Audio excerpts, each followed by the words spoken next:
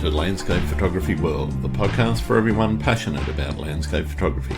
I'm Grant Swinburne. I'll be your host on this show, talking to landscape photographers about their motivations, likes and dislikes. In this week's episode, I'm joined by Verity Milligan, an acclaimed professional photographer and content creator based in Birmingham, UK.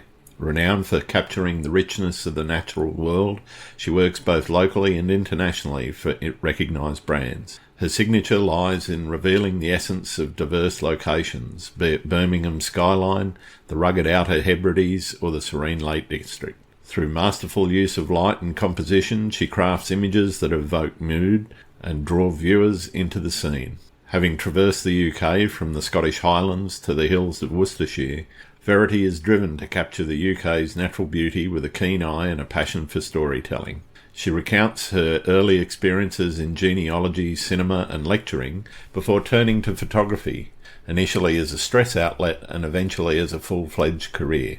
She eloquently describes the allure of being out in nature, capturing images that resonate with her passion for the outdoors. We discuss the combative nature of imposter syndrome and the importance of authenticity, motivation and human connection in photography. Verity also gives insightful thoughts on her experiences with YouTube video production and shares potential challenges facing the future of photography. I hope you enjoy the show. G'day Verity, welcome to Landscape Photography World. How are you going? I'm going good, thanks for having me. Appreciate it. Absolute pleasure. I've watched quite a few of your videos on YouTube and seen a bit of your work around social media and so forth. And I really want to talk to you about both the photography in particular, but I'm also interested in how you got started in YouTube and all that sort of thing. But we'll get to that a little bit later. Why don't we start with why you got into photography in the first place? How did it happen for you? I think it was probably a bit of an accident. I was actually writing about this last night. Excuse me. I was writing about this last night where I think a lot of my career paths appeared that I've just meandered into something and gone, oh, this is nice. I quite like it here. So I've been a genealogist and I've been a cinema owner and I've been a lecturer. And then I picked up a camera and I did a lot of video. I taught video at undergrad level. And I picked up a stills camera, probably when I was 25, and just really enjoyed the sort of more instant gratification you get with stills photography, whereas video can be very laborious. And it grew from there. I didn't really intend it to become a career. It became more a stress outlet, something I did for fun, a hobby. I think a lot of photographers start this way. And it grew legs and decided to take its own trajectory, and I went along with it. Sure. So where did the art start? Where did it become art as opposed to, say, most photographers, and not saying everyone does this, but most photographers start out documenting their world or documenting their day or whatever, and you see all sorts of photography out there, food photography and all the rest of that.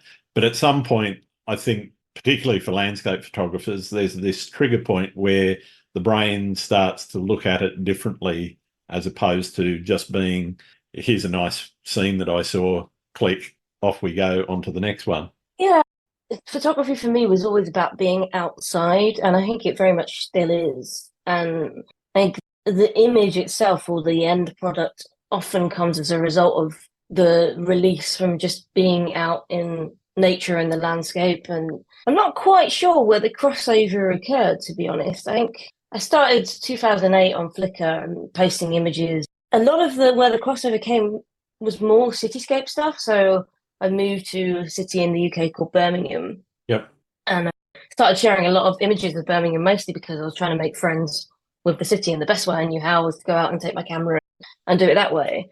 Yep. And that's where it started to become more than just me taking photos. It became much more of a methodical practice and something that I was putting time and effort into and was gaining recognition from. The landscape stuff as well. Yeah, I guess the mid 2010s is where I really started taking it very seriously. Not seriously, good, this is my profession. More trying to consistently create a quality of work and a body of work, which I'm sure you understand yourself. You when you start out, often landscape photography can be single image led. And as you evolve deeper into the discipline, it becomes much more about trying to create a coherent body of work, or at least that's what I feel like I've been struggling to do at times. But I don't know what your experience of that has been. It's been very. I can pinpoint the exact moment when I started to take it seriously, and I started back in the film days, of course, being as old as I am. But I didn't really do much photography. I got into a career in IT, and that, having children, family, yada, that soaked up most of my energy at the time. And it wasn't really until I was on holidays in one of my favourite places. There's a beach south of Sydney here called Huskisson. It's in a bay. It's spectacular location. Hyams Beach is probably one of the most famous places in that bay. Anyway, it was sitting there looking at a really nice sunrise and going, okay, I'm not really happy with how this is working for me. I need to really change the way that I do it, the way that I do things, the way that I'm capturing, the way that I'm editing, etc., etc. And that was where something flicked in my brain anyway, and said, you probably need to do this differently to the way that you have been. And from there, as you say, it then becomes more around building a body of work. And I'm probably best known for seascapes, a few waterfalls and cityscapes. But the seascapes, that really got me. And it's that body of work around the varying seascapes around Sydney, but also other locations here in Australia. It's just got me hooked. Standing knee deep in water is my happy place. You're saying that I went traveling in 2011. I had saved up to go around the world on my own, and I took I think it was a Nikon D90 with me and a wide angle lens. I didn't take a tripod, and like an 85mm 1.4. Sure. And went on this little jaunt for 3 or 4 months. Came to Australia, and I remember having a dedicated amount of time where there was time every day to just go and take images, and really pushed me along. It really kickstarted that process. Although I'm not a big fan of sticking to one genre, which is maybe is a downfall in some ways, is probably. But I love experimenting. I don't think so. I think variation is actually, if I know that it's going to be cloudy and rainy, I'm going to go and shoot a waterfall or go and shoot street, because they're the ideal times for that. And they're not the ideal times for doing seascaping, though you can still get moody seascapes. I know. And I do. Yeah. But you fall into what you really prefer as well. And that shouldn't necessarily be a bad thing. Some people would prefer it rainy when they're shooting seascapes, but you have a preference, and I think that should be encouraged. And I think every time you do something different, like you said, doing street photography, I don't do a lot of street photography, but I always find when you do a different genre, it improves the one that is your dominant one. It makes you go back and think about it differently, and getting out of the comfort zone, I think, is an overused phrase, but the idea that you're in one bubble and stepping out into somewhere that feels new and maybe a bit overwhelming, and you feel like you're not at the top of your game. I feel like that's where the learning really happens, and I end up taking that back to some of the more polished stuff that I do. And photography is meant to be fun, first and foremost, right? Absolutely. And if you're not having fun with it, then it's probably worth stopping. And I did that with cityscapes for a while. I'd taken so many pictures of Birmingham that I got to a point where I felt like I was just replicating myself. I wasn't really doing anything different. So I just stopped for about 6 months to a year, stopped. And that felt really risky at the time, because a lot of my paid work was coming through people who were seeing my work of Birmingham in particular, and then hiring me to do commercial jobs based off the back of that. Yeah. But I think if you keep hammering the same nail, it's inevitably going to bend and break. Yeah. I just felt like I wasn't being true to myself. I suppose the Gen X way of saying it would be like you were selling out for the professional side of things. So having put that down and then walked away from it, I think it gave me the courage to do that with other parts of my photography portfolio. Like, if I'm overdoing this thing, then go and do something else, and it's not going to be the end of the world. Yeah. You're right. You mentioned that going out of your comfort zone and doing stuff, that infers that you're going to go into realms where you might have less experience, or you might have less of the skills necessary. And it comes down to it might even just be some of the nuanced techniques that you need. Street photography is quite different to sitting there trying to do a seascape. It's quite different to shooting a waterfall, etc. And I'm interested in how you've dealt with experimentation and with trying something new. There's always that possibility of failure, or the lessons, as I prefer to call them, that you get out of not doing it right and going, okay, well, that didn't work the way I thought it was going to. What have I got to change and adjust? How have you dealt with those sort of disappointments or failures, whatever you want to call them, or lessons? If you think about it, like, we didn't get anywhere by getting it right first time. No, there's no joy in it. No. And I think I can sometimes give myself a hard time by not being on the money every time. But I think the photography, like, if I think back to 2008, I keep everything on my Flickr from the early days, because it's really useful to go back and think, oh, no, I was terrible. Like, this is an awful photo. And clearly I was trying to take out someone's retinas.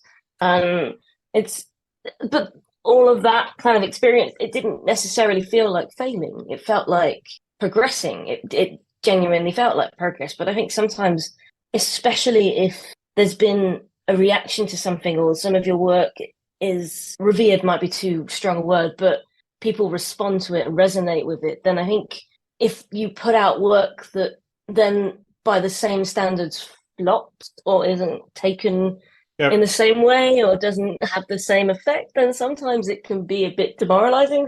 But I think it's a really fine balance, because my journey, and you said you started when you were in film days, and I feel like there was almost a purity to stuff back then, because you were taking the image, developing it, and it was yours and it wasn't anyone else's. You might have shared it with someone, but with digital, there's this kind of impetus to share on social media, this idea that an image isn't necessarily an image until it's had a public response to it. And there's a really fine balance between letting that almost interfere with the creative process. And I think I really struggle with that sometimes, that when I think this isn't going to do well. Yeah. But this iPhone shot of the sunset will go through the roof. And it's sometimes quite hard to maintain some kind of personal integrity, I guess. So yeah, I think, but failing is good. I think failing is really good. And I think what's important is to not let it, and this is coming from a personal stance, knock me off the course that I am on, to allow it to fail. And failure doesn't mean that something isn't good. I think it's taken me a really long time to learn that. Well, if I think in a social media sense, that failing doesn't mean that the image isn't worthy. It just means that the algorithm wasn't on my side that day. Yeah. But I think it's worth looking back as well. I think sometimes you can't tell that progress unless you do a sort of retrospective and look back and go, oh, no, I can see where the little seed of this started, and where it faltered, and where it wasn't quite on point. And now I see that all of that, many months of working on something, has finally come into fruition. And that's, I love failing. Like, I will never get anywhere without messing up. And I think failure's a integral part of learning. If you're not failing, you're probably not learning. Simply because it is, it's the cliche of riding a bike or learning to drive a car. Everyone starts off consciously incompetent. And where you want to get to is being subconsciously competent, where you don't even think about the process anymore. In so many ways, it's I know what settings I've got to put my camera in. I know where I want to put my camera. It's the nuances then of, okay, how high I'm placing the tripod or placing the lens, or am I going to tilt it down and put less sky in, or tilt it up and put more sky in. All of those, they're the things that actually end up making the difference, not the technical competence that you end up with. But you don't get to that subconscious competence without making mistakes from where you start, which is consciously incompetent. You don't know what you're doing, really. Nobody, okay, it's a little bit different now with iPhones and the like, where, okay, all you got to do is open the phone app and push a button. But yeah, but that feels almost, a different, that I do think there's a delineation, isn't there? Like the crafting versus the moment, in a way. Absolutely. And the way they do work together. Absolutely, yeah. And I think it's learning that craft side and so forth, and making mistakes in that along the way of, I didn't nail that composition, I didn't nail the focus, or whatever it is that I didn't get quite right, that makes me, anyway, want to go back and try it again somewhere. It's play, isn't it? I mean, if you think about how we learn as kids, it's your place to be fun. And I think maybe as we get, I don't know, I mean, maybe it's just a generational thing, or where we are in society at the minute, but there's quite a lot of people, the notion of picking something up and being good at it immediately, that it just isn't going to happen. Well, they say that maybe this might be a completely pointless stat, but I think they say 10,000 hours to get really, really good at something. And I think the idea of putting time in can be quite frightening, thinking, oh, but that's where it has to be fun. It has to be enjoyable. And I think, I really enjoy picking up new disciplines. Flexing those creative muscles that may have just got forgotten somewhere along the line. And I'm a big proponent of switching and changing and playing around and seeing what happens and enjoying that process, and then putting it down for a year and doing something else. So do you have a process for, say, setting creative challenges for yourself, or is it more you do it by feel? I think I'm very intuitive and probably not the best planner. So a year ago, I spent the whole of February on a Scottish island called Harris, which is in the Outer Hebrides, and I planned that for a couple of years beforehand, with the idea of just having a month in a place that I find very creatively inspiring, and to almost get in rhythm with the weather. And February in Scotland is wild. There's passing storms. There's always the threat of snow. And I think with stuff like that, was really nice to have a planner to take that time out, because otherwise I find it's very easy for my creative work to get swallowed by the commercial impetus. And especially coming out of COVID, it's only really been in the last year that my freelance career has got back to where it probably should have been in 2020. And I think because of that experience, I've been placing more emphasis on just taking jobs that come up and not necessarily being mindful about giving myself time to do creative stuff. So last February, it was really nice just to have this month of, there is no responsibility. There is nobody pulling on my time. I can get up for every sunrise. I can go out for every sunset. I can just immerse myself in this landscape. And I think that's probably one of the first times I've allowed myself to properly do that. And other than it passing far too quickly, it was just wonderful to push myself to do different things. There was days when the light wasn't good, so it leaned more towards abstract. There were days when the light was amazing, and everywhere you pointed the camera was just a photo opportunity. But I think allowing myself to have that chunk of time probably helped me grow again as a creative and fall back in love with the medium as well. I think because I am a commercial photographer, sometimes it all gets mixed up. So separating it out again and saying, this is why I love this and this is what pays the mortgage, is, they can be two very separate things. And sometimes just it's really good to put one down and pick one back up again without the other interfering. I normally ask about that. How do you get that balance between the pulls that you get on the commercial side of things, because a client wants what a client wants? How do you infuse your own creativity into that work, and how do you, it sounds like you see quite a separate delineation between that work and your own personal work. Yeah, because landscape photography, unless delving into tuition or workshops, landscape photography isn't commercial. Yeah, It's hard to not. make money. Yeah, absolutely.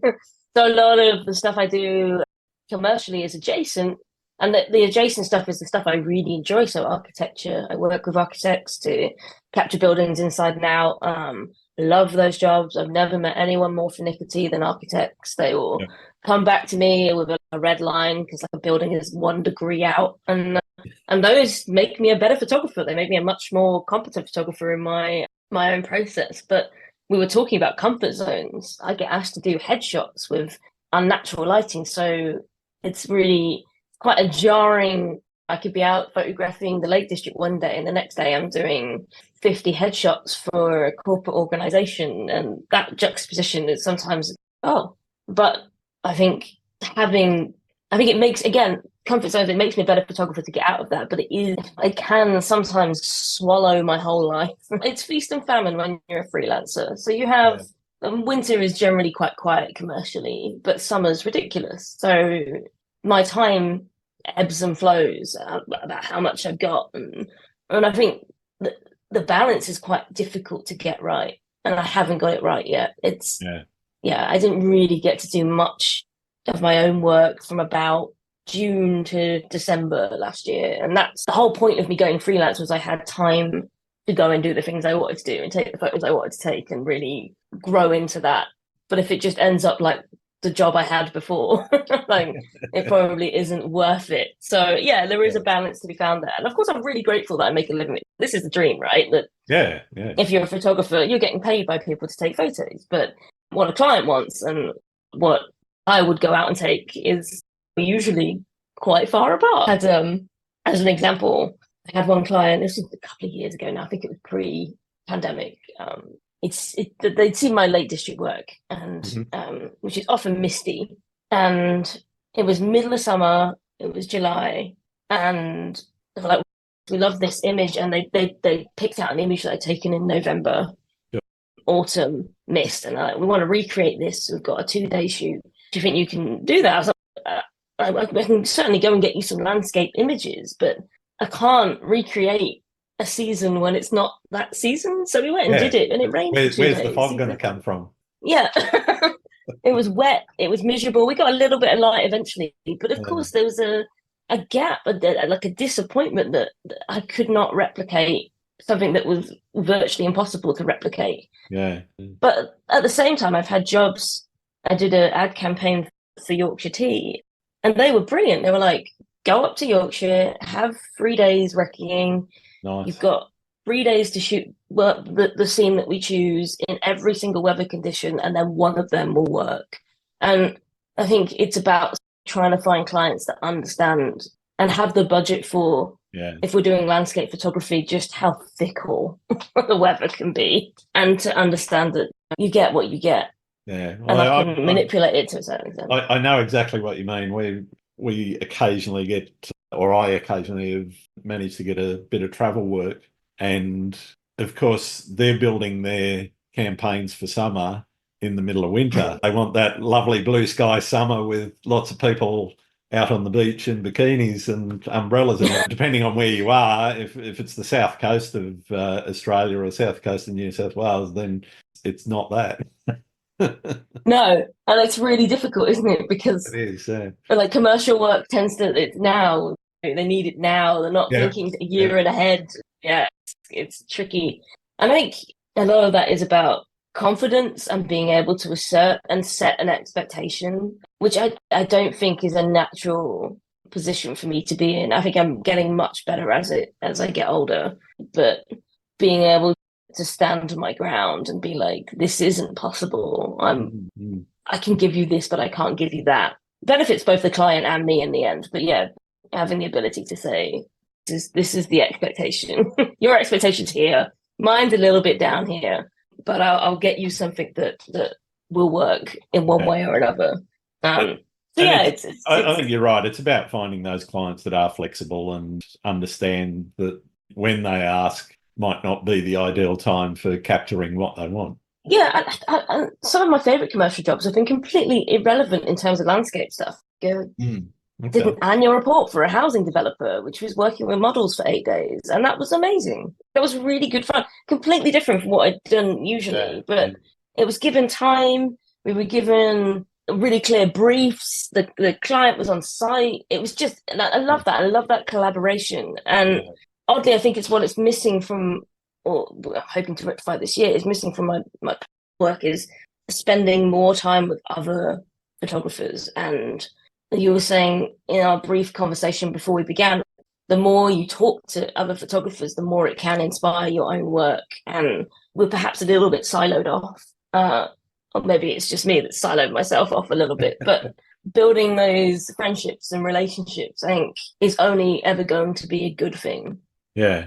So yeah, more collaborations, more working with people, whether it's commercial or on a personal level. I'm also interested in the communication aspect of photography. Photography is very much a visual communications medium. What many photographers talk about storytelling in their photography and so forth. Is that something you aim for? Or what are you trying to communicate with your photography? My personal photography, probably little moments of magic. I think I forget that lots of people don't get up for sunrise. Lots of people they don't want to trudge out into the middle of nowhere and stand there for an hour pre-dawn and get significantly colder than they were before to witness a minute or so of light.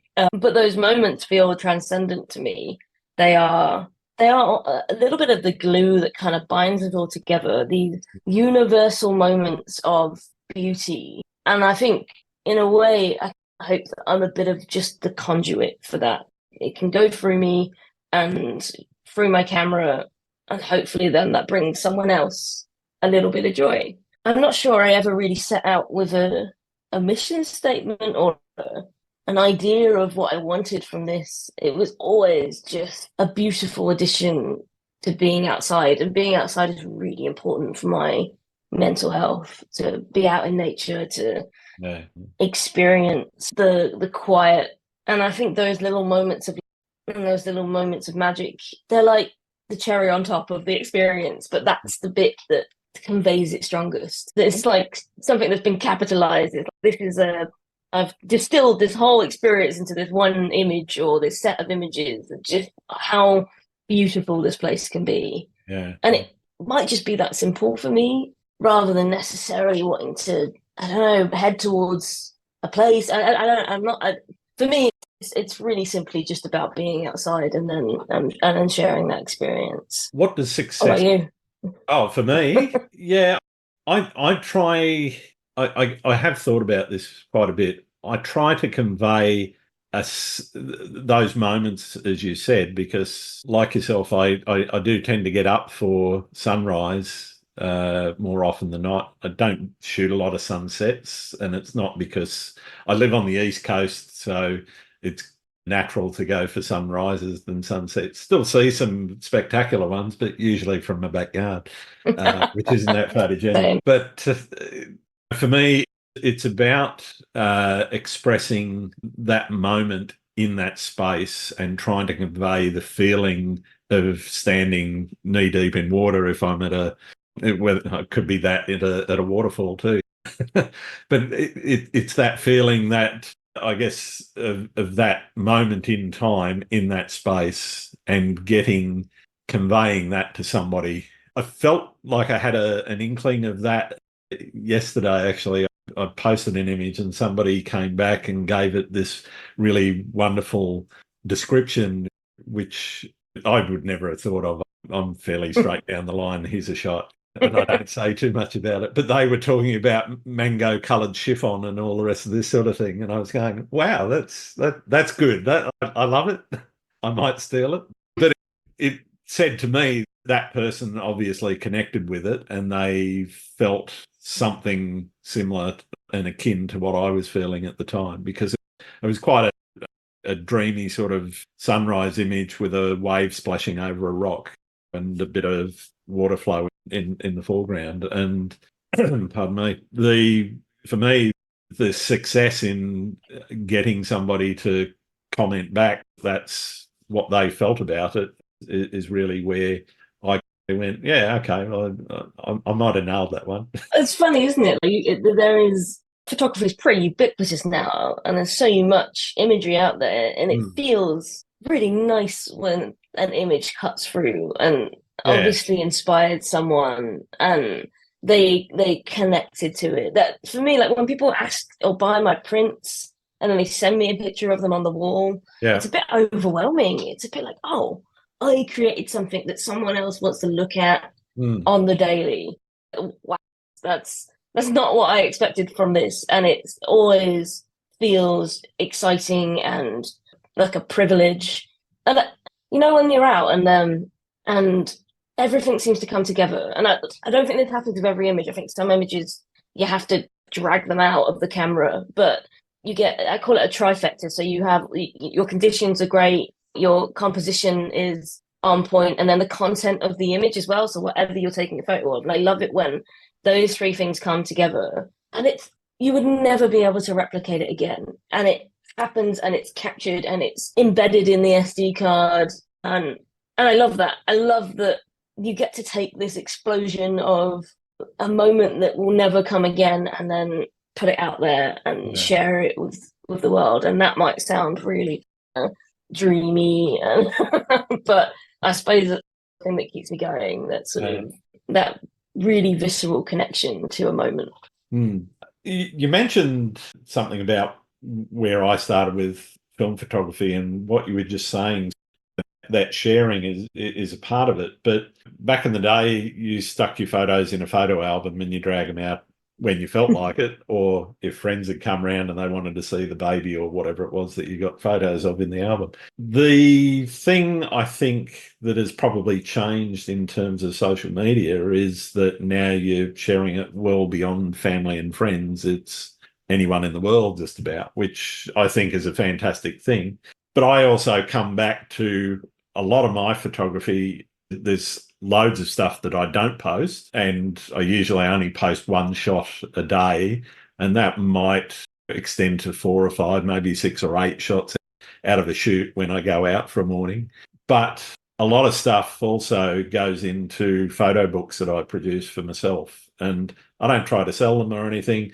They're intermixed with shots from the phone and family shots and whatever. It's about the memory. That's what those books are for.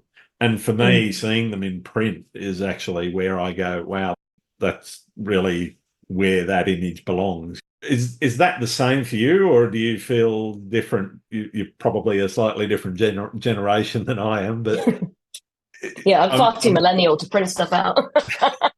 I'm interested. Do people print stuff out much anymore? The photo book sites, they're everywhere. They're always advertising, but I'm just interested in what other people do. Oddly, I don't know. I could probably name a handful of people from my friendship groups. I'm at the top end of the millennial generation, but a lot of the people I hang around with are probably further into it. Yeah, there's not much emphasis on, and I think it's actually quite a loss in a way, because I think you're right. Seeing something printed and in physical form is almost the logical end of a photograph's journey, and I think a lot of the time we just don't get to that point. I've done exhibitions, so I very much enjoyed seeing my work printed that way. I published a book years ago with Kozo Books, who did like these little landscape editions, and that was fun as well. But I can't say that I personally print off my images. I think, I suppose I have the same response. So if I look at like my phone, I'll say, on this day a year ago, the image is the memory. It's the way of unlocking. So my partner, she resolutely writes a journal every night, and I've never been able to do that. I've tried and failed, and I'm in my early 40s now. Forget it. It's never going to happen. But for me, like the images themselves, whether it's the phone shot I took to before I got my camera out, they become like a visual journal. They become a way of Sure. connecting back to that memory. And yeah, I've never really. My sister-in-law, she does photo books. She's a little bit younger than me, so there are people out there that still put all of their images and get them printed out. But yeah, it's not something I've really dabbled in. I would like to put out another book at some point, but the first book I put out, I felt like I didn't have enough coherency. So I wanted it to be much more on a theme rather than just trees. I wanted it to be a bit more. Here's my top 40 or 50 shots or whatever. Yeah. Yeah, something a bit more. Yeah. So I'm working on a project at the minute called Another World, which is it's not revolutionary, but it's literally just sort of coastal scenes, really almost abstract coastal scenes from the northeast of the UK. And for me, that's new. I'm working on a project that will take time, and a lot of the images probably won't be shared online. And then I'm hoping to put that out as some form of media, and whether it's a zine or something, but have it as a curated body of work, because I do think it is a step in the evolution of a photographer, like to go down that path and be a bit more conscious of the work that's being produced and how it's sitting together as well. I admire people who put books out there. I really do. I admire people who put them out on the regular, because that's so much work and so much effort. And they've got maybe more energy than me. I'm not sure. I'm interested in how people pull their projects together. You mentioned that one that you were just talking about. How do you work on your projects? Do you have half a dozen running at one time? I was talking to, I think it was Jennifer Renwick, actually, a little while ago, a few episodes ago, and she was saying that she has about 50 on the go at the time, which that would blow my tiny little brain. How do you work with projects? I've always got ideas. I think my brain is neurodiverse, and so there's 100 different things going on at once. So yeah, I've always got at least 10 things on the go. The problem is not all of them come into fruition. So it just depends what wins out in any given moment. I am not naturally predisposed to being organized. Right. And I think a lot of people who work on projects really well are much more kind of able to have a singular focus, whereas my brain it's a scattergun of what shall we do today? It's fine. It can sometimes be infuriating, but I think sometimes because of that kind of noise in my head, that going out and taking a single image tends to end up being the thing I revert to. Oh, I'm just going to go take an image. I'm not necessarily thinking about the whole. Taking the opportunity to slow down and think about projects it's a new development. Fair enough. Talk to me about YouTube. Where did that start, and how did you? I don't have a YouTube channel yet. I haven't put any videos out yet. So maybe you've seen me on other people's channels. Yeah, I've done stuff with First Man Photography, Adam. He's great. And yeah, he's interviewed me a couple of times, or we've just interacted, and that's been really nice to get to know him and go through the process of watching him film a YouTube video has given me. So my first YouTube video is currently in the editing stage. And you were saying, I think before we hit record, that Kim Grant was talking about confidence and how YouTube has given her confidence. I felt like I needed to build up my confidence before beginning that, because it really opens up. It makes me the focus, and that's it has been quite a difficult concept for me to get my head around, but suddenly I might be the focus rather than the photography, which of course leaves me open to criticism or whatever. And I had to build my confidence up, and it's taken me a long time. But watching Adam First Man Photography shoot his YouTube videos, it doesn't have to be that complicated. I've been overcomplicating the whole process. And I think in the age of AI, the journey is going to become so important. And I really enjoyed, I filmed it up in Northumberland in the UK in January. And I just got really excited for the first time in a long time about it. Made me want to get up and go outside, and like the idea of sharing this and someone learning from it, and just putting that out there and being creative in the whole process from filming to editing to releasing. I'd made such a big deal out of it, and it wasn't that big a deal. And Okay. now it's almost edited, and I'm like, I'm excited to make the next one. And this might not do anything. This might just die. It might just never get watched on YouTube, but that's okay.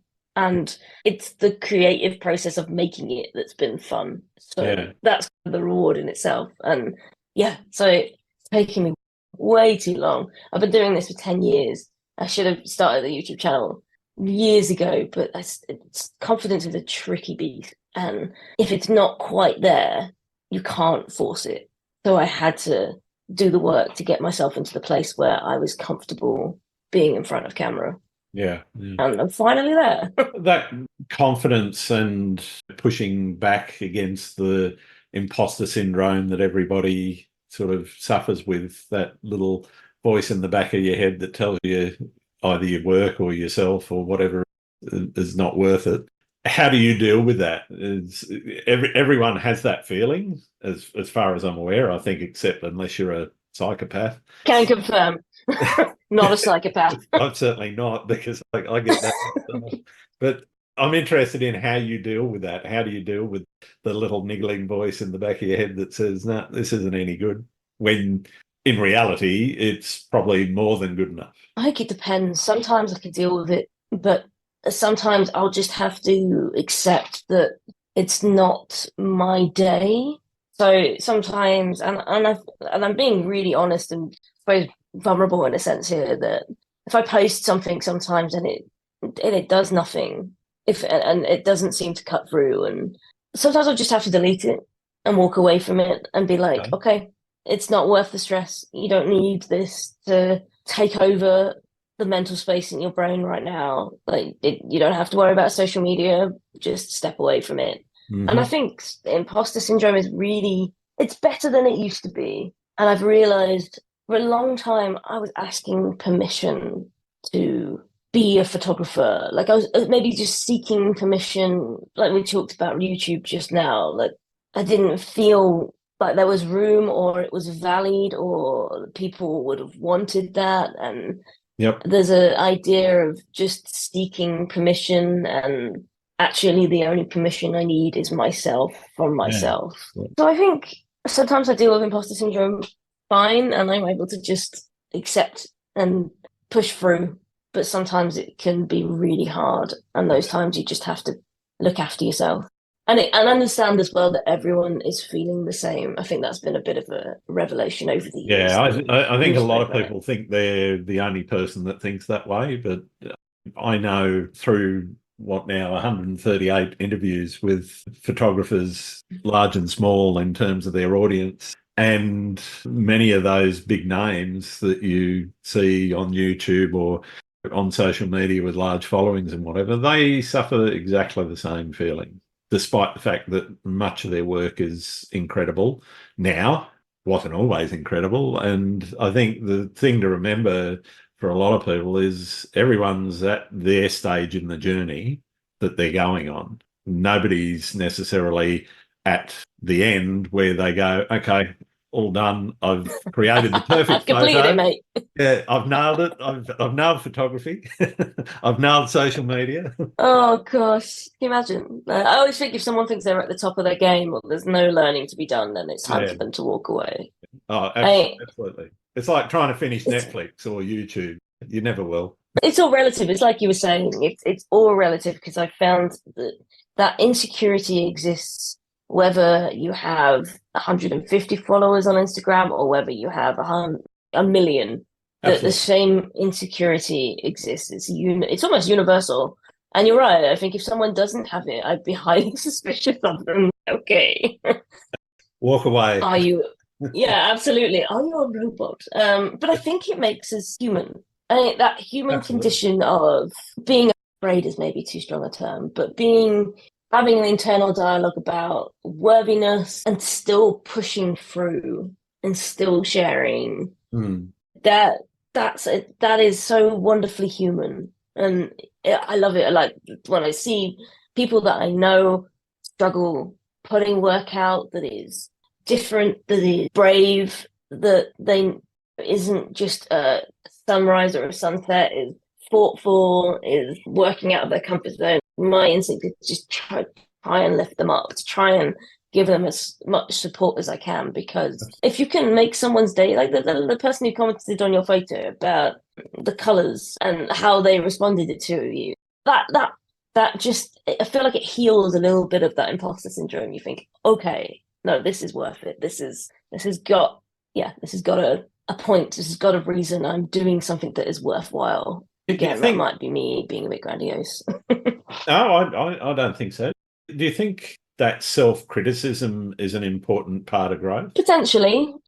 I think also, I mean, a little bit of get it to the point where it's crippling. Yeah, and I think, and it can quite easily get to that point, I think, if you allow it to fester. But I think there's something to be said about feeling competitive as well. Not to the point of destruction, Sure. But I think if you see work, it doesn't happen a huge amount, but sometimes I see a photo and I think, oh, I wish I took that. I would have loved to have taken that. I wish I could take photos like that. You know? I like that little jealousy rises up, that sort of very human reaction to, oh, I wish I could have done that. I'm sad that I haven't created this. I think, again, not in huge doses, but I think it can be really helpful as a motivator. The only way you're going to get that good is where you get out there and you fail and you mess up and you try and you come back and you get better. And then one day you might be that good, but it's not going to happen by sitting here looking at the screen and going, oh, wish I could take that. So I think there's merit in that too. There's merit in the being motivated by other people's success. Definitely. Celebrating it as well. Absolutely celebrating it. Like, there's an image by Sophie Carr of, I think she got snowed in Iceland, and it's this wonderful black and white image that she posted a couple of days ago. And I sat and looked at that image for 10 minutes. I want that on my wall. I want to buy that print. It is so good and so inspiring that I want to look at it every day and elevate that image. I want everyone to see this image because it's so flipping good. Like, it's just a masterclass.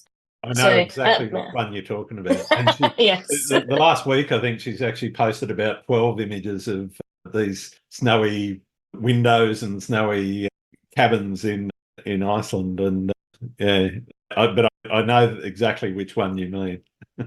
Oh, it's magic is what it is. And magic is what it's all about. And oh my gosh, I love that. I love it when you open social media and think there's a photo again. And they're all catalogued in my head, the images that I wish I took. Like, and I can see them all, and they're all there just as an index file of inspiration that I take with me everywhere. Speaking of inspiration, I'm interested in, and I almost always ask this question, about how where you live has shaped how you shoot. It obviously shapes what you shoot, because if you've got a beach on your front doorstep, you're going to shoot the beach. You've got a waterfall in your backyard, you're going to shoot the waterfall. But I'm interested in how it's shaped how you shoot. Yeah, so I live in the second biggest city in the UK, on the outskirts, in a suburb, it's very nondescript, in a ex-council house that we were able to buy because it was cheap first-time housing, and I'm extremely grateful to be on the housing ladder, because in the UK, and I imagine the same in Australia, and I won't get into the social, political, but it's difficult. And I'm not from here. I think that living here for the past 12 years has shaped my photography quite dramatically, because a lot of it was cityscapes. And Birmingham, I don't know how much you know about Birmingham, but it's the architecture, it's much maligned. Like, lots of people will talk it down.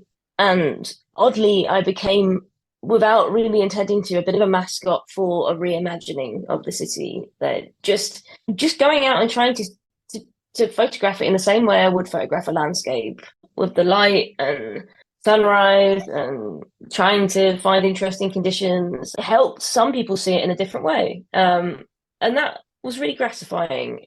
And the great thing about Birmingham, it's about 2 hours from everywhere, or 4 hours from the Lake District. 10 hours from Scotland, but everywhere's 10 hours from Scotland unless you're in Scotland. And for me, it's a really good jumping off point. But I wouldn't have a career in photography if it wasn't for the people of Birmingham, because they elevated me and supported me, and the people and the businesses hired me. So I think living here has shaped me in ways I could never have imagined when I moved here. And I was so sad to move here because where I grew up it's a very industrial town, but the countryside around it was completely accessible. And I'd get on my bike as a kid, and it sounds idyllic and a little bit romanticized, but just cycle out, and I was in the countryside, and I wasn't a photographer as a kid, but I used to paint watercolors and just loved being outside.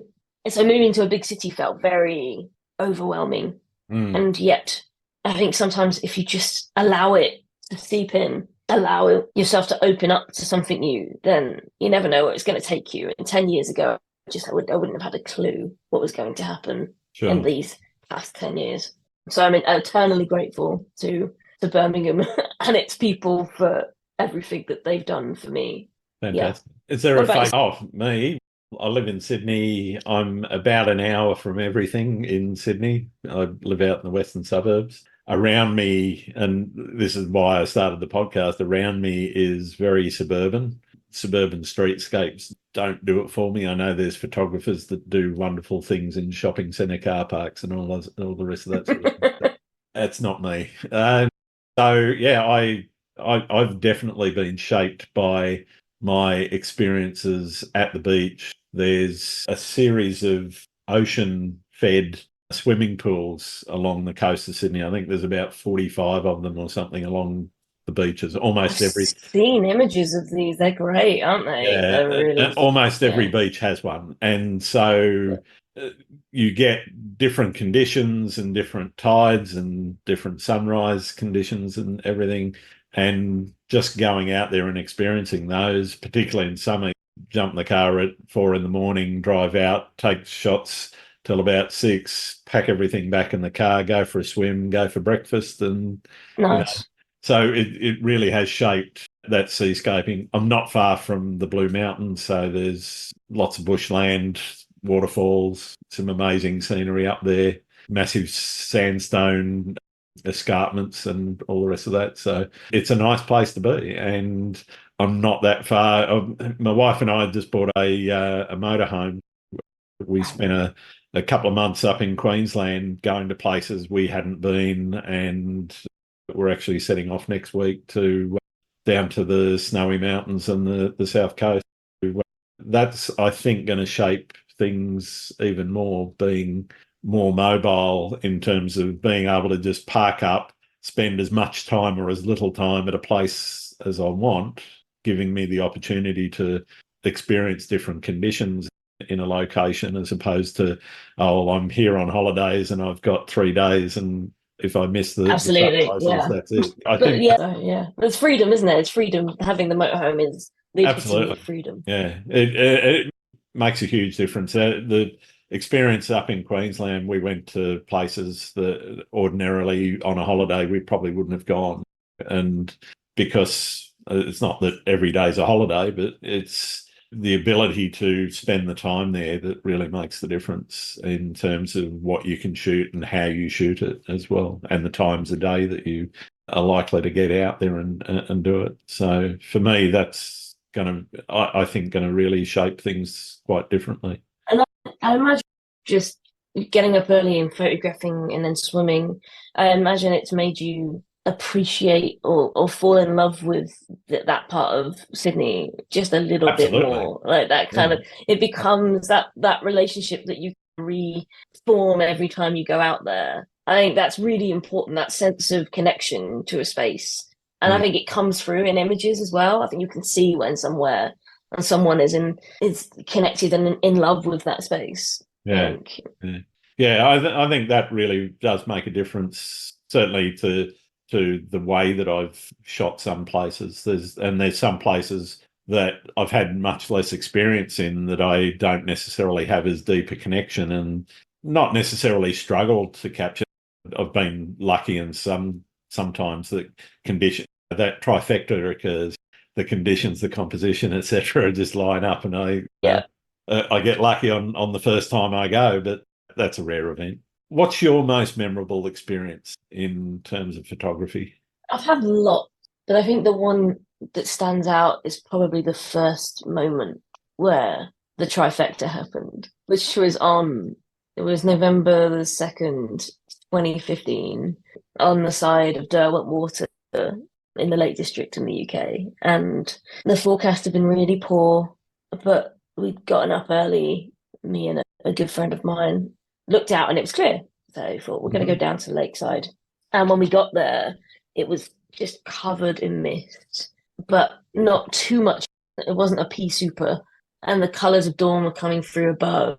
And for 2 to 3 hours, it changed and evolved, and it was, and I overuse the word magic, but it was magical. It was beyond anything I'd ever really experienced before, and we were the only people there.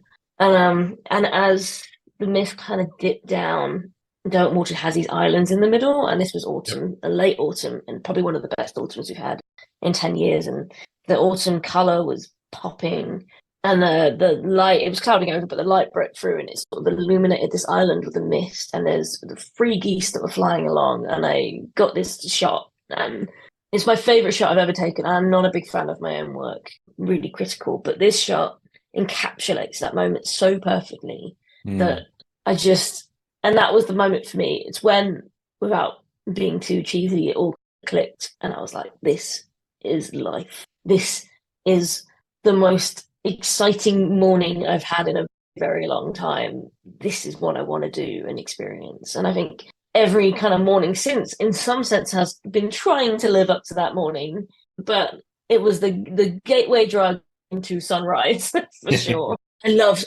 Like you, I don't do a lot of sunsets, but because I think the morning for me, less about location, but the morning is so quiet and still. And I love that. I love how that feels. The world feels like mine just for a couple of minutes before everything wakes up. And it's very grounding.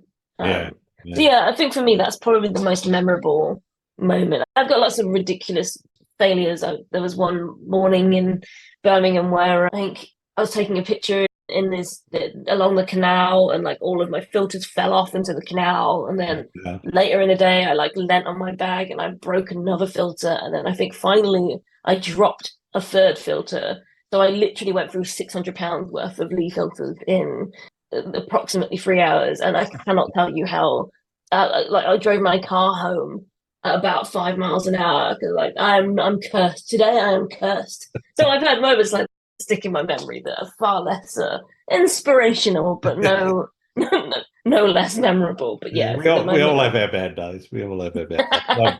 I think you need them sometimes. I've drowned my camera twice and had new innards replaced twice because I've stood in the wrong place, basically. This is it. I've got like a Canon R5, and one of the RF lenses is this amazing 28 to 70 constant f2, and I love it. And I love it for commercial work, and I love my personal work, but I dropped it. It fell off my camera and bounced. And I was like, well, there goes £3,000. Thankfully, Canon were able to fix it. But I did my tax return in a rage because I was like, I need to buy a new lens, so I need to know how much money the government wants from me. But yeah, that kind of, it's par for the course. We break stuff. Yeah, I'm sitting here looking at a broken 24 to 70 that from a tripod topple, and it landed face forward, and it now doesn't work. What can you do? It's you get well insured, or you just accept at some point. Yeah, you insure your gear, and you just say, all right, well, I'm going to have to wait until I can buy another one. Yeah, easy come, easy go. I think that's the the point of it. But so, have you ever hit a creative wall? Have you ever got to a point where it's just all too much? I can't do it. I don't know what to do with it. And if so, how did you get around it? I think I regularly hit creative walls. I think they are necessary. Okay. I think if you want it enough, or it's important enough, you'll find a way to climb over the wall. But I don't think there's any sense in bashing your head off it in the hope that the same thing that you've been doing will somehow dissolve it. I think it involves quiet time and reflection and maybe putting the camera down. I think I'm trying to think, the most powerful one, my dad died early 2020, and he'd been such a not necessarily an inspiration, but we often took trips together to the east coast of the UK for sunrise. And I think after he died, I just couldn't pick my camera up. And I know that's probably slightly different to a creative wall, but it felt, and I think we have these moments in our life that delineate between the then and what comes after. Yeah. And I couldn't even open my laptop. It was like, it was the universe saying, now isn't the time. Now is the time to just allow it to settle. And I love photography so much that it was never going to be a permanent situation. But it really helped me to just because I think sometimes the camera, and I've probably said this before in various ways over various mediums, like the camera can get in the way. Sure. And I didn't want the camera to be in the way. So I took, and it coincided with COVID, and I just walked a lot. I went for long walks with my phone. And the things I found and the rhythms I got into brought me back to photography eventually. I was always taking photos, but it was for 6 months, it wasn't as defined. It wasn't as purposeful. Yeah. It was reflections on the canal that I snapped on my phone, or a moody sky, or because I was out every day in the same streets in the same suburb, watching the spring turn to summer and feel connected in some way that I hadn't been before. Like I felt like I just needed to, in a way. So for me, when COVID happened, it was almost a relief that my anxiety was low for a time, because all the expectation got taken off me. Yep. And I could just exist in these long walks. My poor dog, she lost so much weight. She was marched along canals for hours at a time. But yeah, and it brought me a peace that allowed me to come back to photography, maybe with less baggage than I had before. But yeah, and I think I hit creative walls all the time. And I think I do the same thing now. I put the camera away and I go out and I walk with my phone and the dog and I just live and breathe and settle and hope that eventually I'll climb over the wall.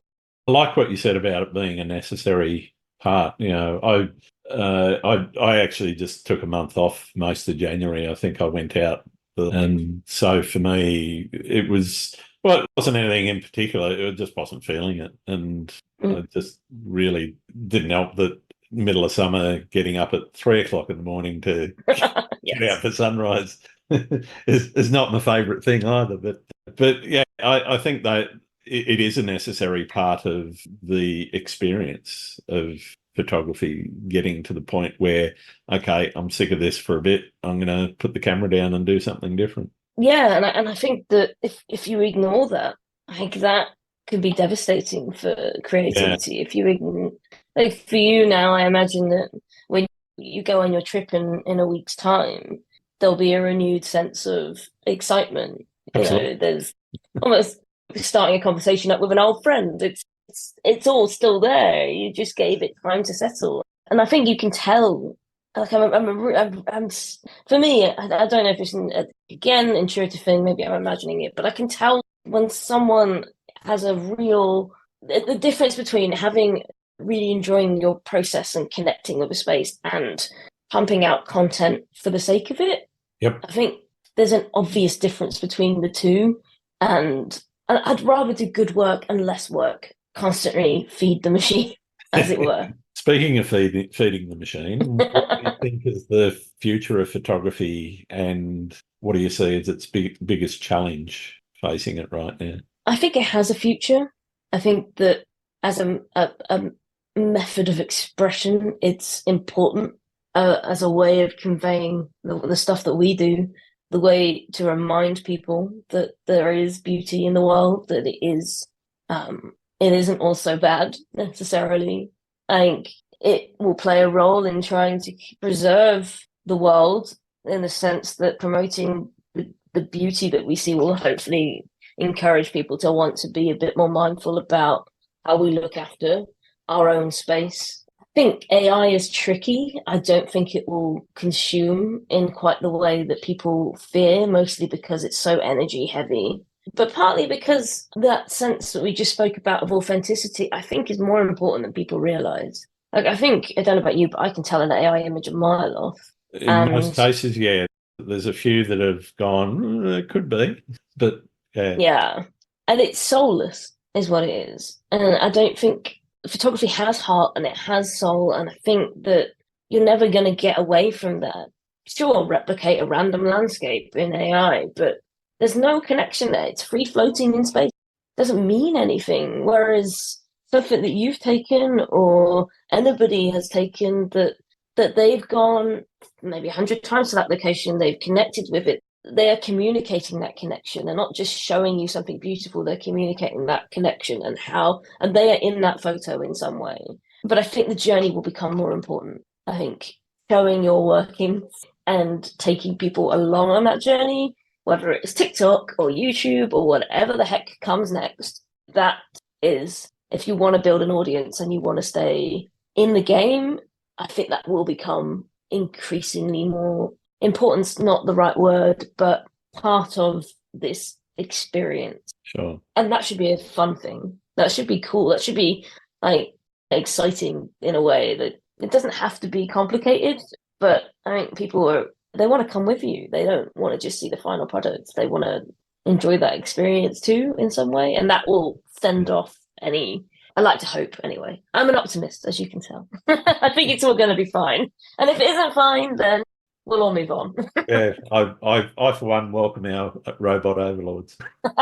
Absolutely. What's the best and worst piece of advice anyone's given you? Oh, that's an interesting question. I can't think of any specific example. I don't think anyone's actually said this. I think the best advice would be to be yourself. The worst advice, probably, I don't think anyone, I so rarely accept advice from anybody, unless I suppose that the best advice would be if you take advice, take it from someone you trust. Yeah. And if there's someone you trust to take advice from, also accept criticism from them. I think whatever you do in terms of whether you look for critique, ensure you trust that person. Ensure that, and I think be sparing with that trust as well. I think if there's people that you admire, try and get to know them. I think the worst advice would be I think there's a lot of photographers who would discourage people from photographing honeypots or look down on them for going to locations that have been gone to 100 times before or 1,000 times, or like the UK examples would be Corfe Castle. There's always a photo of Corfe Castle. But I think that's really poor advice, because I think those places they're training wheels, they're stabilizers. They've got a magic all of their own anyway. And if you catch them in the right conditions, whether it's misty or an epic sunrise, that's going to build confidence. Learning, who cares if 1 million people have shot that place before?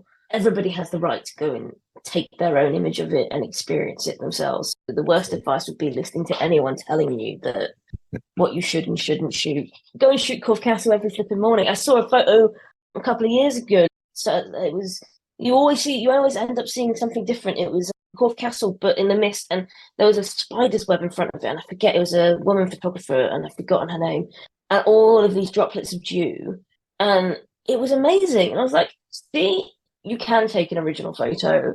And if they hadn't gone back to that location, or they've been discouraged from doing that, then they wouldn't have got that image. And just follow your own path. Exactly. I think that's brilliant advice. I've got a couple more questions for you. One is, are there any photographers that I should be talking to on the podcast? Yeah, so I'm going to pick up some women photographers that fantastic inspire me. So we spoke about Sophie Carr. I don't know if you've had Sophie Carr on. I have, yep. Damn. So there we go. She beat me to it. There is a photographer called Wendy Bagnall. I've heard of Wendy. I've seen some of her work, yep. Wonderful abstract images. There's also another photographer called Claire Brooks, who is also does some really nice seascapes, and was on Harris the same time I was on Harris last year. So she's great. There's a photographer called Tracy Whiteford who early in my Flickr days was really inspirational, and someone I know personally now. And she's just completed a tour of Canada and Arizona and gone on this little epic journey across the Canada and the States. Yeah. And have you had, and just to divert from to a different gender, have you had Bill Ward on? I haven't yet, no. I would talk to Bill. He's a wonderful human who I've done various workshops and tours with. He's just, he's got full of stories, and I think he'd be a great guest to have on. So those are I don't know if you've managed to get him, but Mark Littlejohn, he's a friend of mine. He was on my list. I haven't reached out to him yet. A wonderful human and a big inspiration, and probably one of the most authentic people, flash photographers operating in this entire genre, and someone who I always look forward to spending time with. So yeah, those are my current. I've probably forgotten about 12 people, but it's always an unfair question. There's always going to be people you can't. My last question is probably trying to get to the bottom of one of the most important issues, not only in photography but society in general. Do you like pineapple on pizza? No, the only thing I like on pizza is cheese. I am a basic human. Margarita pizza the entire way. Although recently I have been partial to the Domino's cheeseburger pizza, but I have to pick up. Given that one a go. It's like burger sauce, little balls of meat. But I have to pick off all the peppers and onions. I like my pizza uncomplicated. Okay, that's good to know. It's been wonderful getting to know you much more than I did, Kim. Sorry, Verity. It's been wonderful getting to know you, Verity. Where can people find your work? I suppose all the usual places. Twitter, I'm under a random old nickname at Vemsteroo. Don't ask. Instagram, just under my name. There's only one of me in the world, I think. There's only one Verity Milligan, and I'm going to keep it that way. No. So yeah, if you search my name, you'll find me in all the usual places if you're so inclined. And yeah, thank you for having me. It's been fun to just have a morning chat, my time. Like, it's rolled out of bed and rolled into the study. Like, okay, let's talk photography. Nice. Thank you very much for taking the time. You've been very generous, a little bit vulnerable, and I hope you had fun. Absolutely. Look forward to listening to it. Fantastic. Thanks again for listening to Landscape Photography World. I hope you enjoyed the show, and please keep listening because I'll be joined by some great guests in upcoming episodes. You can find my work in this podcast at grantswinburnphotography.com. I'm also on Vero, Twitter, YouTube, Instagram, Threads, and Facebook. I'm Grant Swinburne. Hope to see you out shooting soon.